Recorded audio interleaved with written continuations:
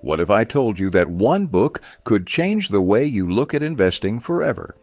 A book so powerful that Warren Buffett himself once said it shaped his own approach to wealth. Common Stocks and Uncommon Profits is not just another book about money. It's a timeless guide to building lasting wealth, reducing risk, and creating the kind of financial future that lets you sleep peacefully at night. In this audiobook summary, you'll discover how Fisher, one of the most respected investors in history, turned simple ideas into extraordinary profits. You'll learn the secrets behind choosing the right companies, the art of patience that turns small investments into fortunes, and the hidden mistakes that cost investors millions. Most importantly, you'll walk away with practical wisdom that you can apply immediately, no matter where you are on your financial journey. So stay with me until the end, because what you're about to hear could change the way you invest, the way you think about money, and even the way you build your life. And if you love exploring the world's greatest books on success, wealth, mindset, productivity, and personal growth, make sure you hit that subscribe button. Here on Audiobook 101, we bring you the best book summaries designed to inspire, educate, and keep you growing every single day. Now, let's dive into Philip Fisher's world and uncover the timeless lessons of common stocks and uncommon profits. Clues from the past. The opening chapters remind us of a simple but powerful truth. To see where the stock market is heading, we must first look at where it has been. History leaves us with clues, and those clues can help shape the decisions we make today. Years ago, investors generally used two approaches. One was short-term speculation, buying shares cheaply and then selling them quickly as the price moved up. The other was the long-term method, buying into strong companies and holding those shares for decades, waiting patiently as value grew. Surprisingly to some, it was the second method that often proved more rewarding. Imagine this. If you had placed just $10,000 into a promising company 25 years ago, that same investment could easily have grown into $250,000 today. But times do not stand still. The way businesses are managed has transformed. In the past, many large companies were family-owned, handed down from one generation to the next. Success often depended on tradition rather than professional skill. Today, however, leadership has changed. Corporations are run by highly trained, capable executives who earn their positions through expertise, not inheritance. The result? Modern companies are often more innovative, more efficient, and more ambitious than many of those from 50 years ago. This shift is a signal from the past. It tells us that opportunities for growth may actually be stronger now than they were before. And if we pay attention, these clues allow us to invest with greater confidence in the present. Yet this brings us to an essential question. How do we identify the right companies to invest in? One might think the answer is to find an insider, someone who knows everything happening inside a corporation. While this idea seems logical, it is also unrealistic. Such people are rare, and when they do exist, they are usually too busy holding top-level positions to share their knowledge with outsiders. Fortunately, Fisher tells us, there is another way, a more practical path to discovering which companies truly deserve our trust and our capital. What to buy. The 15 points. When it comes to investing, the hardest question is often the simplest one. What should I buy? Fisher believed the answer lies not in chasing quick tips or market rumors, but in carefully examining a company against a set of timeless principles. In his book, he outlines 15 points that serve as a compass for investors. guiding them toward companies that are worth holding for years, even decades. The first clue is the product itself. A strong company must have a product or service that is not only successful today, but has the potential to remain valuable tomorrow. Markets change quickly. What seemed exciting a decade ago may now be forgotten. Radios once filled every living room, but soon televisions took their place. So an investor must look for businesses that create goods or services with long-term relevance, not just passing trends. Closely tied to this is the drive for growth. A company cannot simply sit back on yesterday's success. It must always seek to expand. Some firms appear profitable in the short term, but if management has no clear vision for increasing sales, then those profits may fade away. True long-term investments come from companies that plan carefully, value their customers, and put sustainable growth above quick wins. Research and development also tell an important story. Every business spends on innovation, but what matters is how much they invest relative to their size. A giant corporation might spend millions, yet for its scale, that number could be unimpressive. Meanwhile, a smaller company spending far less might actually be dedicating a much larger share of its resources to future growth. The key is to measure fairly, comparing effort against size, not against rivals.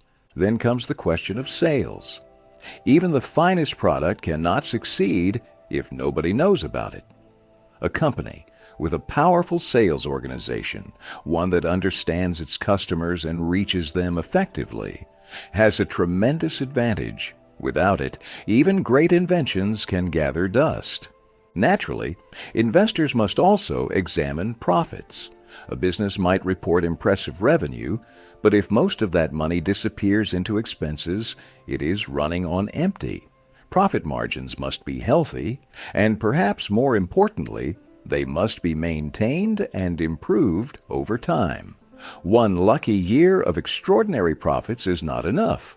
A company must show that it can preserve and build upon its margins year after year.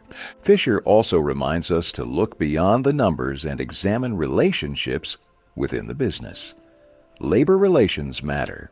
When workers are unhappy, strikes and disruptions follow, hurting everyone. Likewise, executive relationships are crucial. A company that fails to keep talented leaders or mismanages its internal culture risks losing the very people who drive its success. Management itself is another area to study. Small companies often depend on a single leader, which creates vulnerability. If that person leaves or falters, the entire company may struggle. Strong firms have depth in their management, ensuring stability even when individuals change. Careful accounting and cost control also play a quiet but essential role. Accurate analysis reveals weaknesses, highlights opportunities, and guides decisions. Without it, even the best-run company can stumble in the dark. There are also subtler aspects that can signal long-term strength. For a retailer, real estate expertise might be just as important as sales. For a manufacturer, supply chain efficiency could be the hidden key. Each industry has unique factors that investors should learn to recognize. Another major question is time horizon. Does the company think only about this quarter's results, or is it focused on the long road ahead? Businesses that value customer loyalty and steady growth will usually outlast those chasing quick profits through shortcuts. Capital needs tell another story. Companies that constantly require new equity financing may stretch themselves too thin. A truly strong business generates enough cash to fund its growth without endangering its survival. Then comes honesty. No company will thrive forever without challenges, but how management speaks to investors during hard times says everything about their character. Firms that communicate openly, admitting setbacks and explaining their recovery plans, are far safer than those that hide problems behind polished words. Finally, there is integrity, the foundation of trust. If managers line their pockets by favoring relatives, inflating salaries, or overpaying for assets to benefit themselves, shareholders should be wary. A company worth investing in is one whose leadership cannot be accused of dishonesty or self-dealing. For Fisher, these 15 points are not boxes to tick off quickly. They are a way of thinking, a lens through which every company should be viewed. Taken together, they help investors separate the ordinary from the extraordinary, the common stocks from the uncommon profits. Timing and risk. Knowing what to buy is only half the story. The other half is timing, when to make your move. Fisher believed that both the choice of stock and the moment of purchase are crucial if we want to achieve high profits while keeping our risks as low as possible. Too often, investors neglect this truth. Many people are so absorbed in their daily work and responsibilities that they treat investing as a side thought. They enter the stock market with half-baked knowledge, chasing rumors or shortcuts, and then wonder why their results disappoint them. They dream only of profit, but forget that every investment carries risk. The true art lies in minimizing that risk while still allowing our money to grow. Fisher illustrates this with a simple comparison. Imagine you need to travel from one town to another. If you drive at 50 miles an hour, you may arrive in about an hour. If you push the car to 100 miles an hour, you'll get there in half the time. But what is the greater risk? At higher speed, the chance of an accident multiplies. In the same way, chasing rapid gains in the market may look attractive, but it usually exposes you to unnecessary danger. The wiser choice is to proceed steadily, even if it takes a little longer, because safety ensures you actually reach your destination. Some believe that safer stocks are always undervalued or less exciting, but Fisher warns us not to fall into that trap. True safety comes from a company's real prospects, its long-term potential, not simply from whether the stock looks cheap today. And if we lack the time or expertise to study these details ourselves, it is better to seek professional advice. Yet even here, Fisher sounds a caution. Not every so-called expert is truly qualified. A good advisor should have experience in careful, conservative investing, not someone who boasts of quick profits made through risky gambles. The wrong guide can cost more than going alone. But once we know what kind of company deserves our attention, when is the right time to buy? Fisher offers a clear answer. Look for strong companies going through temporary difficulties. Perhaps a factory is running behind schedule, or a new product launch faces delays. These are problems, yes, but only for the moment. They do not threaten the future of the business. In fact, such situations often create opportunities to buy at favorable prices, provided the company has already managed its major expenses and still shows signs of growth. What about timing the stock market as a whole? Should we wait for the perfect moment when the market itself looks healthy? Fisher says no, except during extreme, once-in-a-lifetime events like the Great Depression. For ordinary times, trying to predict the movement of the entire market is nothing more than speculation. And speculation is the very thing Fisher warns us against. Instead, focus on the company itself. If you've studied its products, its management, and its potential, then market conditions matter less than you think. Even if the market dips in the short term, a carefully chosen business will reward you over the long run. The key is patience, discipline, and the courage to trust the groundwork you've done. when to sell. Buying wisely is only half of investing. Knowing when to sell is just as important and perhaps even harder. Fisher explains that the decision to sell must be based on clear reasons, not on emotion, speculation, or sudden fear. He gives us 3 guiding principles. The first is simple. If you realize you have made a mistake, correct it quickly. Sometimes we buy into a company believing it has strong prospects, only to later discover that it does not. Pride can keep us trapped, convincing us to hold on longer than we should, but the market doesn't reward ego. If the facts prove that we chose poorly, the best action is to sell and move on. The loss is only permanent if we refuse to admit it. The second reason to sell arises when a company no longer meets your investment objectives. Every business has a growth cycle. Some companies expand rapidly and then reach their limits, after which progress slows or even stops. Others decline because management quality deteriorates. If a business is no longer growing, or if leadership begins to falter, then holding on becomes a burden rather than an opportunity. The third reason to sell is when a clearly better investment appears. This situation demands extreme caution because it is easy to chase what looks new and exciting while abandoning something solid. Before shifting, the alternative must be studied carefully, with as much rigor as the first company. Only if the new opportunity offers genuinely superior prospects should a sale be considered. Fisher also warns us against the wrong reasons for selling. One common mistake is trying to predict a market downturn. Just as you should not buy based on market gossip, you should not sell because you fear the market might fall. A true long-term investor knows that short-term swings mean little compared to the company's long-term future.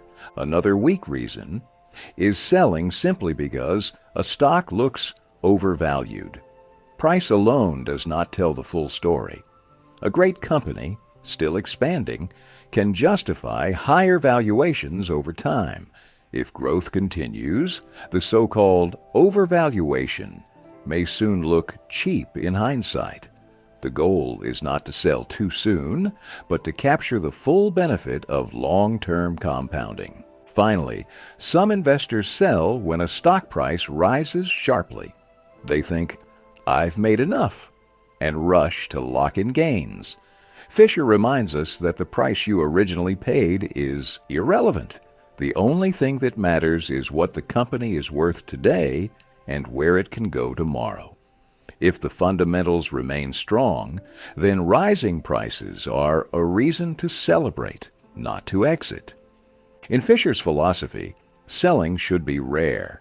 The greatest rewards come from holding truly outstanding companies for as long as their qualities remain intact. Selling without good reason risks cutting off the compounding power of time, which is the most powerful ally an investor has. The 5 don'ts for investors. Just as there are things every investor should do, there are also things we must avoid at all costs. Fisher believed that mistakes often hurt investors more than missed opportunities, so he laid out a series of don'ts to protect us from our own impulses. The first warning is against promotional companies. These are new ventures, loudly advertising themselves, promising innovation or entry into exciting new markets. They might sound glamorous, but they are also untested, fragile, and risky. Putting your money here is more like gambling than investing. The second warning is not to ignore a good stock simply because it is traded over the counter rather than on a large exchange. Many investors assume OTC shares are dangerous, but if careful study shows that the company is strong, its market is growing, and management is sound, then its trading location should not deter you. Opportunity can sometimes hide in unexpected places. The third caution is not to be swayed by glossy annual reports. Beautiful charts, polished language, and professional formatting do not make a company valuable. What matters is the reality of its products, profits, and prospects, not how attractively it presents itself on paper. The fourth warning is about the price-to-earnings ratio. Investors often believe that if a stock is already selling at a high multiple of earnings, its growth is fully priced in. But Fisher argued that truly great companies often grow so much that even today's high ratio looks cheap in hindsight. In other words, don't reject a stock simply because its price looks expensive compared to current earnings. Look instead at its future potential. The fifth mistake is letting small price differences keep you from buying. Fisher tells the story of a man who hesitated to buy shares at $35.50, waiting for the price to dip slightly. He never bought. Years later, those same shares were worth hundreds of dollars each. In trying to save a few dollars, he lost out on a fortune. The lesson: don't let pennies blind you to the promise of long-term growth. But Fisher did not stop at 5 warnings. He gave us 5 more. He urged investors not to over-diversify. While spreading investments does reduce risk, too much diversification makes it impossible to study each company properly. A portfolio filled with dozens of different stocks is difficult to manage, and mistakes become harder to avoid. Better to own fewer, carefully chosen businesses than to scatter your money too widely. He also advised not to fear buying during times of war or political turmoil. History shows that even in dark times, money loses value, while businesses with real assets and production capacity often thrive. Prices may fluctuate, but strong companies endure and eventually prosper. Another warning was not to waste time on irrelevant details. Many investors obsess over weekly price charts or compare today's price to last year's highs and lows. Fisher called this a distraction. Such numbers tell you little about a company's true worth. What matters is its future earnings power, not its place on a graph. He also reminded us that with growth stocks, timing matters as much as price. Strong companies often look expensive, but if their growth continues, they will eventually outpace even those high valuations. Buying them before the crowd catches on is often the wiser choice. And finally, he warned against following the herd. Crowds can push prices far beyond reason, and those who rush in late are usually the ones left with losses. The better path is independent thinking, trusting your own research and judgment rather than chasing what everyone else is buying. For Fisher, these don'ts were as important as the do's. They served as guardrails, keeping investors away from the cliffs of speculation and guiding them safely toward the steady road of long-term wealth. Conservative investors sleep well. What does it really mean to be a conservative investor? Fisher answers this with a simple truth. A conservative investment is one that keeps your purchasing power safe while still allowing it to grow. It is not about avoiding risk entirely, that would be impossible, but about minimizing unnecessary risk and protecting yourself against avoidable loss. To judge whether an investment is truly conservative, Fisher gives us a framework, which he calls the dimensions of conservative investing. The first dimension: excellence in a company's activity. The first dimension deals with the quality of the company itself, how it runs its business every single day. Fisher explains that this dimension can be seen through 4 important qualities: low-cost production, strong marketing, outstanding research and technical effort, and financial skill. Low-cost production is the first sign of strength. If an industry faces a downturn, the company with lower costs can survive, while the high-cost competitor may struggle or fail. The conservative investor therefore seeks companies that know how to produce efficiently without wasting resources. The second quality is a strong marketing organization. A company may make an excellent product, but unless it can reach customers and adapt to their changing needs, it cannot prosper for long. A flexible, intelligent marketing team, whether through advertising, salespeople, or modern communication channels, ensures that the business never loses touch with the people it serves. Third comes research and technical ability. At one time, innovation was limited to scientific industries, but today no business can afford to stand still. Whether in manufacturing, retail, or services, technical progress drives better products, lower costs, and long-term survival. A company that neglects research is a company preparing for decline. Finally, there is financial skill.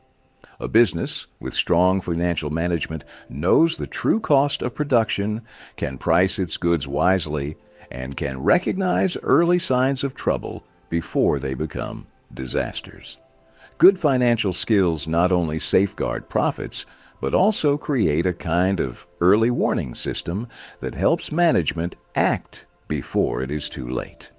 Together, these four qualities make up the first dimension of a conservative investment: operational excellence that endures through both good times and bad. The second dimension, the quality of the people. The second dimension is more human. It concerns the character and ability of the people who lead the company, those who set the policies, make the decisions, and inspire others to do their best. Fisher believed that a truly conservative investment is one guided by executives who think beyond the next quarter and dedicate themselves to the company's long-term growth. He highlights three qualities such leadership must show. The first is openness to change. Business is never fixed. What worked a decade ago may fail today, and the only companies that endure are those willing to adapt. Leaders who cling to the past fall behind, while those who listen to the market, anticipate shifts, and evolve with their customers secure the future. The second is fairness and respect for employees. A conservative company makes every worker, whether in the factory or in the office, feel valued. When people believe they are treated well, they give their best. Productivity rises, loyalty deepens, and the entire company benefits. Discrimination, favoritism, or neglect, on the other hand, eat away at the strength of a business from the inside. The third is management discipline. Many companies claim to be growth-oriented, but their actions reveal otherwise. They chase impressive year-end numbers or flashy accounting tricks, but neglect the true foundation of growth. Conservative management, in contrast, is steady and disciplined. It focuses not on appearances, but on sustainable profit, efficient operations, and gradual expansion. When a company combines these human qualities with operational excellence, it creates the kind of investment that lets its shareholders sleep peacefully at night. For Fisher, that was the mark of a true conservative stock, strong in its business, strong in its people, and strong in its principles. The third dimension, the investment characteristics of a business. The third dimension of conservative investing is found not just in how a company operates or who leads it, but in the very nature of the business itself.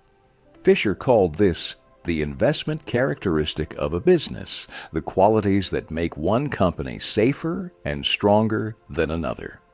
One of the most important of these qualities is what he described as an economic cell, or what we might call today an economic moat. Imagine two companies, both producing 1 million units of a product each month. At first glance, they look equal, But if one company can produce those units at a lower cost, it instantly has an advantage. That lower production cost allows it to weather downturns, outcompete rivals, and secure long-term profits. Scale matters, but so does the ability to use scale effectively. But there is another danger. Whenever a company reaches success, competitors are sure to notice. If the business has no unique edge, nothing it can do that others cannot, new entrants will flood the market. Competition will rise, profits will shrink, and the investment will lose its value. A conservative investor must always ask, what makes this company special? If the answer is nothing, then it is not a safe, long-term choice. The fourth dimension, price-to-earnings ratio. The fourth dimension deals with valuation, specifically the price-to-earnings ratio, or P/E ratio. This ratio compares a company's stock price with its earnings per share. Investors often misuse this figure, and many have lost fortunes by misunderstanding what it truly represents. Consider a company that trades at $1 per share, but earns $10 per share.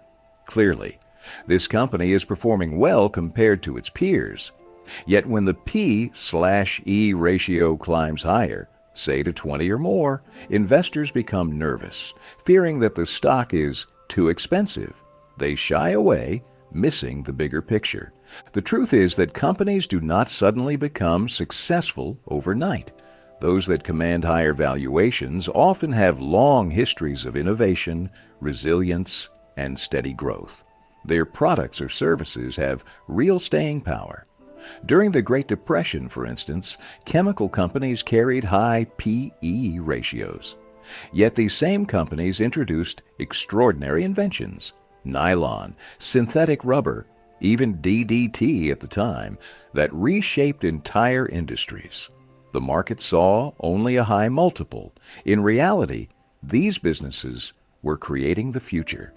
Fisher reminds us that the P/E ratio does not predict the future. It only reflects what the financial community believes might happen. Those beliefs are often wrong. Motorola, for example, was long dismissed by investors as too unstable, yet it grew into a giant. The lesson is clear. Do not let the crowd's opinion, written in the language of ratios, blind you to the real potential of a company. What matters most is the business itself, its products, its people, and its long-term strength, not the market's temporary judgment. Origins of a philosophy. Every philosophy begins with a story, and Fisher's story started in childhood. He was introduced to the stock market not through textbooks or classrooms, but in the living room of his grandmother's home. Fisher's mother was the youngest of 8 children, his father the 5th youngest in his family, and by the time Philip was born, only his grandmother was still alive. She was a constant presence in his life, and he visited her often. One day, while Fisher was still a boy, an uncle came to call. The conversation turned to the business market and the effect it was having on some shares Fisher's grandmother owned. After the uncle left, she apologized, saying she was sorry her grandson had to endure such boring talk. But young Philip was fascinated. Though his grandmother fretted over her small stock holdings and his uncle spoke with little real understanding, their words planted a seed. That simple conversation sparked his curiosity about investing, a curiosity that never left him. Years later, in the booming market of 1920, Fisher made his first small profits. His father, a physician, disapproved. To him, the stock market was little more than gambling, something that could trap his son in dangerous habits. But Philip knew himself. He was not chasing luck or thrills. He was drawn instead to the patterns, the possibilities, and the discipline behind the numbers. In 1927, Fisher enrolled in the Graduate School of Business at Stanford University. There he met Professor Boris Emmett, a man who shaped his thinking in profound ways. Emmett took his students beyond the classroom and into the real world of San Francisco's largest companies. They toured plants and offices, meeting executives, seeing operations firsthand. Week after week, back at Stanford, Emmett shared his observations, what he thought of each business, what lessons could be learned from their successes and failures. For Fisher, this was an education far richer than lectures or textbooks. It was the beginning of an approach built on first-hand observation and independent judgment. By the summer of 1928, an opportunity appeared. An independent bank asked Stanford to send them a graduate with investment training. None were available, but Fisher requested the chance himself. He was taken on as a statistician, and there he learned the market not just from books, but from mistakes that became some of his most valuable teachers. In 1930, despite worsening economic conditions, he was offered a salary too good to refuse. The work gave him both income and time to deepen his study of investments. But the Great Depression was tightening its grip. By Christmas that year, conditions grew so bleak that the firm closed its doors. Fisher faced a choice: to retreat or to begin anew. He chose the latter, deciding to strike out on his own. What began in his grandmother's living room had now become his life's work. From these early experiences, Fisher's philosophy of investing began to take shape, one that would later guide not only his own success, but the decisions of countless investors around the world. Learning from experience. Every principle in Fisher's philosophy was born not in theory, but in experience, sometimes in success, often in mistakes. One of his earliest lessons came while working at a bank, when he heard that 3 separate companies were joining together to form a new venture, the Food Machinery Corporation. By 1931, as Fisher was setting up his own small business, he turned his attention to this company. It was strong, well managed, and its prospects looked promising. Yet his first purchases felt uncertain, even risky. Out of this experience came what Fisher called the 3-year rule. He promised his clients that when he bought a stock for them, they should not judge him on short-term results. Instead, they would wait 3 full years before passing judgment. If, after 3 years, his selections had not proven worthwhile, they were free to let him go. This rule gave him both the freedom and the responsibility to invest with patience, allowing time for great companies to show their worth. Years later, in 1955, he applied this thinking when he purchased shares in 2 companies that were far from household names at the time, Texas Instruments and Motorola. Texas Instruments would go on to become the world's largest producer of semiconductors. Motorola, though more volatile, grew into the second largest. Both became giants, but in their early years their stocks wavered, frightening off less patient investors. Fisher's discipline, his willingness to hold through fluctuation, proved its power. He also carried with him the lessons of the Great Depression, the harshest teacher of all. One of those lessons he called the 8 quarters principle, or, more simply, don't let small differences blind you to great opportunities. He recalled advising a client to buy Food Machinery stock. At the time, it closed at $34.50. The client refused to pay more than $34. Twice, Fisher urged him to reconsider, but the man held firm. Within weeks, the stock rose by more than 50% and never returned to the level he had insisted on. By saving a single dollar, the investor lost the chance at a fortune. For Fisher, These experiences carved lasting truths. Great companies need time to prove themselves. Patience matters more than precision. And quibbling over tiny differences in price can cost far more than it saves. Investing, he came to see, is not about perfection in timing. It is about judgment, discipline, and the willingness to learn from experience. The philosophy matures. By the time of the Second World War, Fisher had grown more selective in his choices. He believed the chemical industry would flourish in the years that followed, so he limited himself to just a few companies and eventually chose two. Their policies impressed him, though he admitted it was difficult to deliver immediate results for clients in the uncertainty of wartime.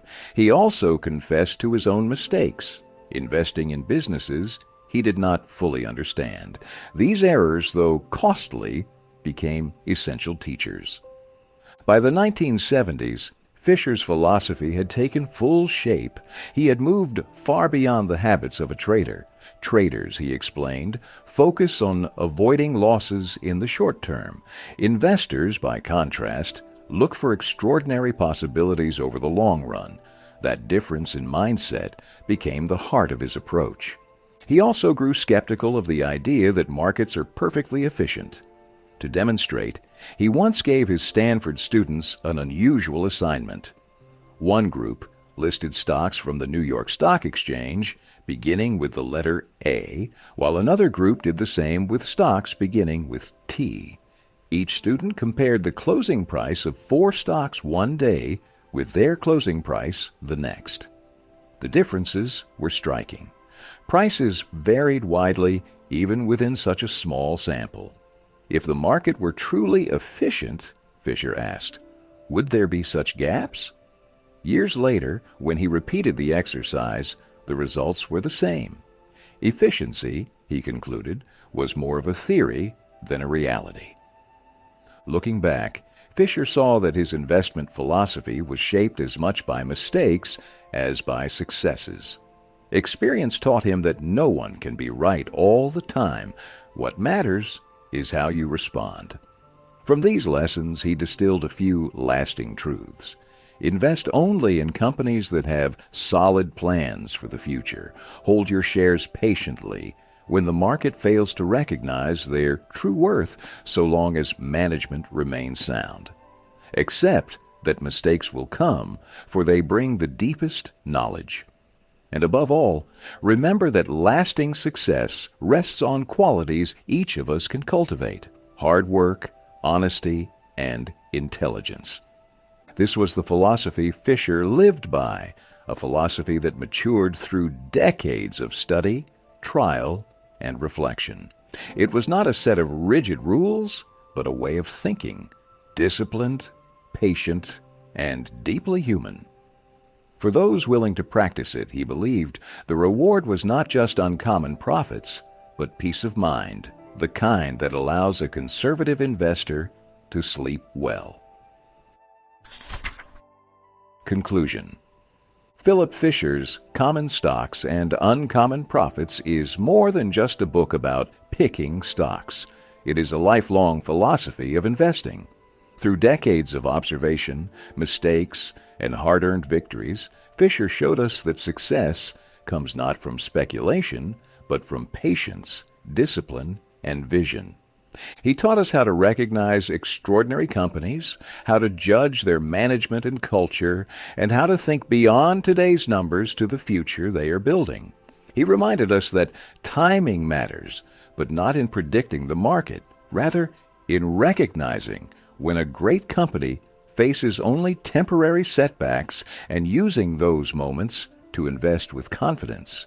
He warned us of the traps investors fall into, from chasing promotional ventures to following the crowd, and he gave us principles that protect us from our own short-term fears. Above all, Fisher's philosophy shows us that investing is not gambling, nor is it guesswork.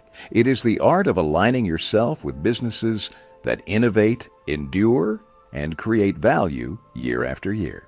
If you can master the patience to hold such companies, admit mistakes quickly, and let time do its compounding work, uncommon profits are not just possible, they are inevitable. Fisher leaves us with a final reminder. Your success depends on qualities within your control: hard work, honesty, and intelligence. These are not gifts reserved for a few. They can be developed by anyone willing to learn, to stay disciplined, and to grow.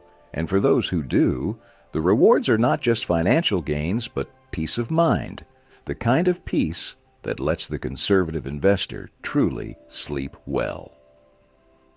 Thank you for listening to this Summary of Common Stocks and Uncommon Profits by Philip Fisher. I hope you've gained not just knowledge, but clarity, an understanding of how discipline, patience, and the right philosophy can turn ordinary investments into extraordinary results.